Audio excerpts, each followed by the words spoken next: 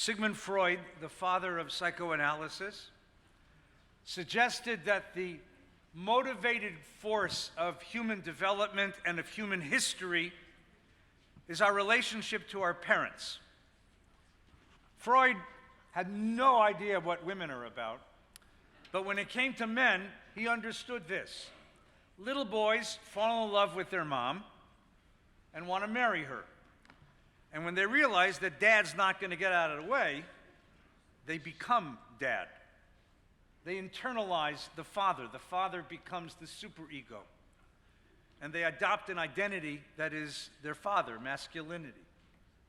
That's the dynamic of the Oedipal complex. The Bible has slightly different idea. For the Bible, the motivating factor of human development and of human history is our relationship to our siblings. To grow up in the same household with people who share your genetics and are struggling for the same bracha that you're struggling for, the same blessing, the same spotlight. So over and over again in the Bible, we have these brother stories, and none of them end well. Cain and Abel, Noah's sons, Abraham, his brother's gone, but Lot, his nephew, they have to separate.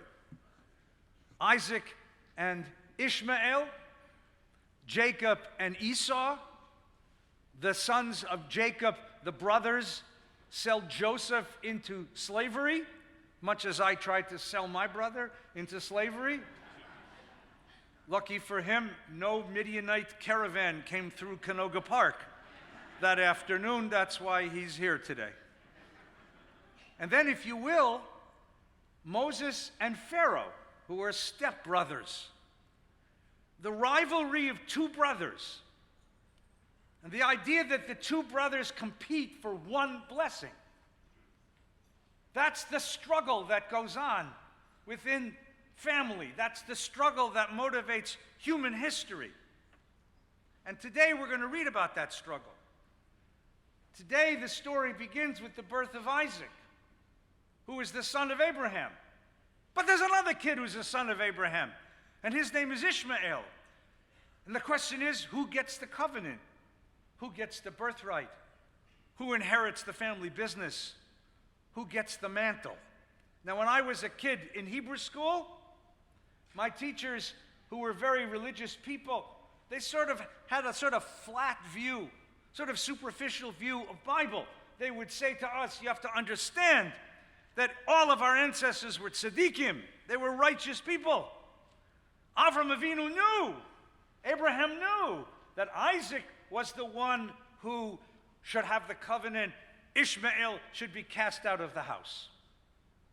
And Yitzchak Avinu, Isaac our father, he knew that Jacob had to have the covenant, and Esau, his brother, had to be cast out of the house. But I'm an older man now, and I'm a father. And this year I'm a grandfather. And I see it differently. It's a tragic story. It's a tragic story, and that's what the Bible's trying to tell us. It's a tragic story. Two brothers who have to compete for a blessing. The story you're about to read, the kid gets sent out into the desert. You ever been to Beersheba? 2 blocks outside of Beersheba, you die in an hour out there. You think it's hot here in Southern California, mamish in the Negev. You sent a kid out there? You sold a brother into slavery? Why? Why is it so that there's only one blessing for 2 brothers? Who told you there's only one blessing for 2 brothers? You worship an infinite God? You can't find a blessing for each kid? You can't find a place in the home for each kid? You got to kick a kid out so that one brother walks the world filled with the resentment and the anger and the envy of being excluded, of being rejected, the one who wasn't chosen, the one who didn't have a place in the home. You have to do that to a kid. There's a beautiful medrash in the tradition that says, you know when the Messiah will come? When Esau runs out of tears. When the brother who was rejected and excluded and exiled finally gives up that rage and that pain, maybe we can save the world at that point. I think that the writers of this section of the Torah wrote it with tears in their eyes. I think they wrote it as a warning. I think they wrote it as a plea. Begin a year, find a place for every kid. Beginning a new year, find a blessing for every child. Beginning a new year, find a word to say yes. Find an open hand, find an open heart, find a place in the home, in the heart. Find a place for everyone so that everyone can say, I belong. Because if you send them out, you think that's the end of the story. You don't think that they live in the world with a quality of bitterness that will come back to haunt you at some point? I think the writer of the section we're about to read wrote it with tears in his eyes and a plea in his heart. Please, don't do this. Bring them home. Make a place. Offer a blessing. He wrote another prayer, you know. We sang it a moment ago. Hine ma tov umanayim shevet achim gam yachad. How beautiful and oy, how rare it is that brothers can live together. The plea for brotherhood, for wholeness, for communal love, for inclusion, without exception, without exclusion, without prejudice. The section we're about to read, page 202 in your box. Please be seated.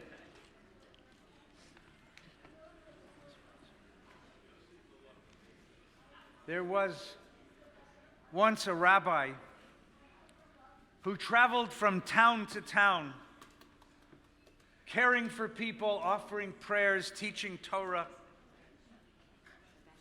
And whenever he came to a town, he asked God, show me the holy ones who live in this town. Who are the pious? Who are the righteous? Show me the holy ones who inhabit this town. And everywhere he went, God would show him. And when he came to one particular town, he made his prayer, show me the holy ones in this town. And God said, good, this is a good one. You're going to want to meet these people. Go to the marketplace. Stand on a particular corner. Just at noon, you'll see. My holy ones are there. You'll see them. So the rabbi, he goes to the market. He stands on that corner. He waits. And he sees nothing. He sees vendors selling their vegetables and shoppers buying their victuals. He sees craftspeople offering their crafts and their creations. He sees shoppers and children and old people, but he sees no one sanctified, no one holy, no specific pious people, no scholars, no sages. So he goes back that night, he makes his prayer again. Rabbi Shalom, Master of the world, show me the holy ones who live in the town. God said, I showed them to you. You didn't see them. Go back tomorrow. So he goes back the next day and he stands on the corner just when God told him, and he looks. And once again, he doesn't see. He just sees ordinary people doing ordinary things. So one more time, he goes and makes his prayer, Master of the world, show me the holiest ones in the town. This time God gets a little impatient. He says, open your eyes, man. Open your eyes and you'll see them. So the next day he goes to his spot and he waits and he sees two men, two very ordinary men enter this marketplace. And they go from person to person, from vendor to vendor, from craftsman to craftsman, shopper to old people to young people. They go to everyone in the marketplace. They stand before them and they listen. And with some they offer laughter. And with some they share tears. And with some they share a blessing. And with some they share a word, and with some they say nothing at all. Just listen. Just listen. And the rabbi sees something remarkable. That after these two men have made a circuit through the whole marketplace and stood with everyone there, there's a new light. A new light fills the space. A new energy fills the space. And he goes back to his place and he makes his prayer. Master of the world, thank you. I have met the holy ones who live in this place. Life can be terribly burdensome. Life can be difficult. We all know that. Life can be cruel even. And so God has sent into the world certain special souls with a special quality to know how to listen and to carry with them a little bit of the pain and burden that all the rest of us carry, and to offer a word that might lift the burden of life and make it a little less weighty. God has sent into the world certain special ones who know how to bring light where there is darkness, and comfort where there is conflict, and strength where there is weakness. God sends these ones into the world. And when they finish their task, there is light. And there is a sense of possibility. And most holy of all, there is a sense of hope. They are the holy ones. But they don't wear badges. They don't wear uniforms.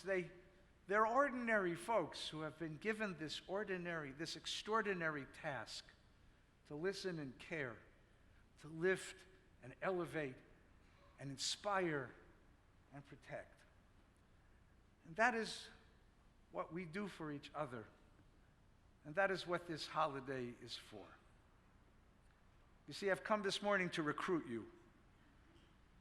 Because the world right now is burdened, deeply, deeply burdened, under a great deal of stress, and a great deal of pain, and a great, great deal of loss. And the world needs those who are prepared to say, I will bring myself to this moment. And whoever I'm standing in front of, I will bring the possibility of a tomorrow. I'll bring that light. I will bring God's presence. I will bring that spirit. I'll bring that inspiration. That's what this holiday is for. Every other Jewish holiday is about yesterday. Hanukkah is about yesterday. Purim, Pesach about yesterday. Sukkot, Shavuos about yesterday. This is the only holiday on the whole calendar which is about tomorrow. But who we will be tomorrow, and what we will be tomorrow, and where we will be tomorrow, and what tasks we will take upon ourselves tomorrow. And so this holiday asks something of us, to be present and ready to bring the light that the world so desperately needs. It begins with one prayer. It begins with one word of one prayer. Extraordinary word. The word is hineni, or hineni. It's first person singular. It's very unusual for Jewish prayer. We're always praying in the plural, Avinu Malkeinu. Nobody ever says Shechiani V'kiyamani. It's always in the plural, but this singular prayer says hineni, hineni, I am here. And I know, dear God, that there is such weight around me and such burden and so much difficulty and so much pain and so much. Give me the strength to lift that up, to listen, to hold it, to dissolve it and give hope and give possibility and give it tomorrow. And this prayer is so powerful that we assigned it to the cantor to let her sing it for us, so that her voice might carry our voices and her prayers might carry our prayers. The service begins, this Musaf begins on page 279. And because she prays for all of us, the cantor begins at the back of the room and moves forward. And when she passes your row, you are to stand and join with her and simply say, Hineni, I am here and I am ready. Page 279. So I have a homework assignment for you, but first another story, just the last one briefly. Except for the first 5 words of my Haftorah, I don't remember anything from my bar mitzvah. Halo kivanei chushim atem li. That's it. I don't remember the Torah I read. I don't remember the prayers I led. I don't remember the speech I gave. I don't remember the speech the rabbi gave to me. I don't remember what the men's club president or the sisterhood president, who was Eileen's mother, said to me. I don't remember what the caterer served. I don't remember where I put the prayer book or where I put the chumash. I don't remember anything from my bar mitzvah. But I remember vividly the bar mitzvah of the kid who celebrated his bar mitzvah the week after mine in our little shul. Alan was a quiet, humble kid. He was my classmate. He was my friend. Alan's father suffered with cancer for a very, very long time. And a few weeks before his bar mitzvah, Alan's father died. And the family decided that it would be better for the kid to go ahead and have the bar mitzvah. So they had his bar mitzvah. And we all knew the weight that crushed this family. And Alan gave up and he read his Torah and he read his prayers and then he got up to give his speech. And I remember that speech. He spoke with such passion and such courage and such strength about his gratitude. He was grateful to his father, who found the strength in between the bouts of chemotherapy and in between the surgeries to have time with his son. He expressed gratitude to his mother and his sister for their constant love and their support and their care. He thanked his family for coming to celebrate with him. He thanked the members of the community for their abiding kindness and support during this terribly difficult time for his family. He thanked God for the gift of this moment. This boy, who should have stood and screamed his rage toward heaven, who had every reason to be angry, who had every reason to be disappointed, to be despairing, to be bitter, this boy pushed away all that self-pity and said, thank you to each of us. And we all sat in the synagogue as he spoke with such strength and such courage. We sat in the synagogue, every one of us just weeping, just crying for a boy who had discovered perhaps life's greatest wisdom. That self-pity and bitterness and anger is not a soil in which a life can thrive. Only gratitude is a place where life can thrive. Only gratitude can push back bitterness. Only gratitude can push back fear. Only gratitude can push back worry and anger. Only gratitude can push all that back. And here this 13-year-old kid had discovered that power. It is the first and maybe the most powerful spiritual virtue. Because gratitude is the antidote to the ego's conceit that I am the center of the world and I am entitled. Gratitude reminds us that we are not self-contained or self-sufficient or self-supporting or self-reliant or self-made. Each of us is the product of thousands upon thousands of moments and acts of giving, of generosity, of devotion, of care, of selflessness, of sacrifice. Each of us and everything that we enjoy in the world came to us because somebody gave it to us as a gift. And all we can give back is gratitude. All we can give back is gratitude for the lives we share, for the country we share, for the community and friendships we share, for the world that we share. All that we can give back is gratitude. It's one of the reasons I think it's so very powerful that we bow at Aleinu L'Shabeach. As you say, I didn't create all this. I didn't create me. And I just want to say thank you to those who gave everything so that I could be and have the freedom, I could have the strength, I could have the gifts of life. Just thank you. It's an interesting thing. The New York Times did something some years ago which is very, very controversial. They got hold of the tapes, not all of it, but some of the tapes of some of the phone calls from the people who were trapped at the top of the World Trade Center on 9/11. Cantor Fitzgerald's investment firm was way at the top of one of the towers. And when the planes hit and the flames began to roar and the building began to shake, those people knew there was no way out. And they opened their cell phones and made calls. And the telephone company in New York has the recordings of those calls.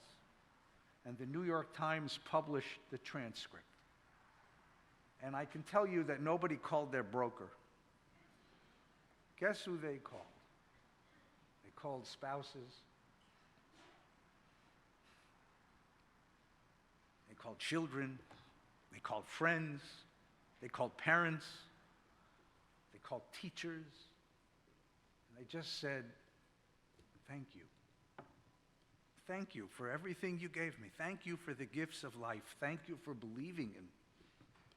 Thank you for sharing your heart, your soul, this world with me. Thank you. That's what happens at that moment as life turns dark. You just want to say thank you. We have 10 days now. The clock is ticking.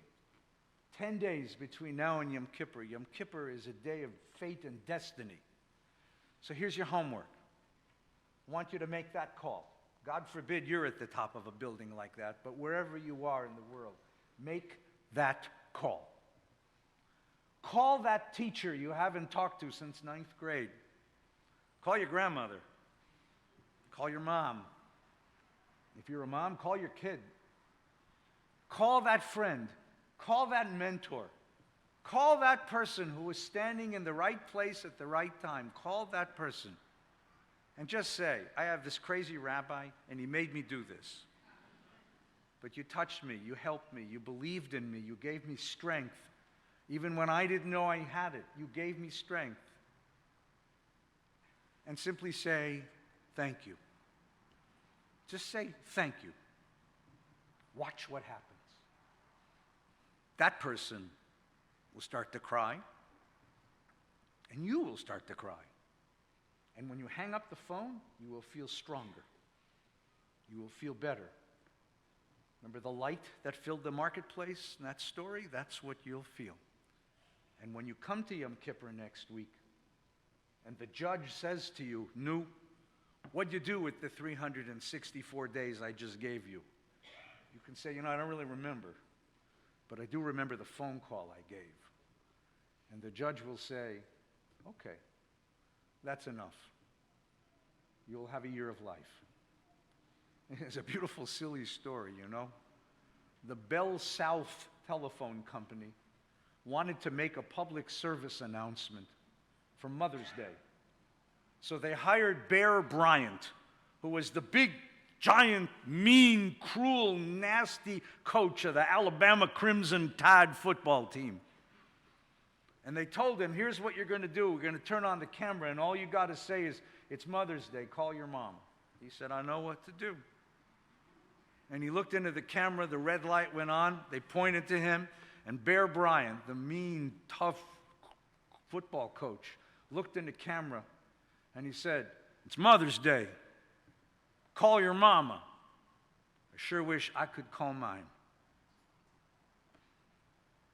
And the phone lines of the Bell South company went down that day because there were so many thousands of calls. Call them. And if they're not in the world anymore, it's a long-distance call, then sit down quietly and make a prayer. I guarantee you they can hear it. And call your mama and your teacher and your friend and your mentor and just say, for the gifts of life, for the gifts of wisdom, for the gifts of light, for the gifts of tomorrow, thank you. Thank you. and to all of you for coming back to shul today. We schwitzed. We worried. We didn't know. Thank you for coming back and making this Yontif so special. Please rise now.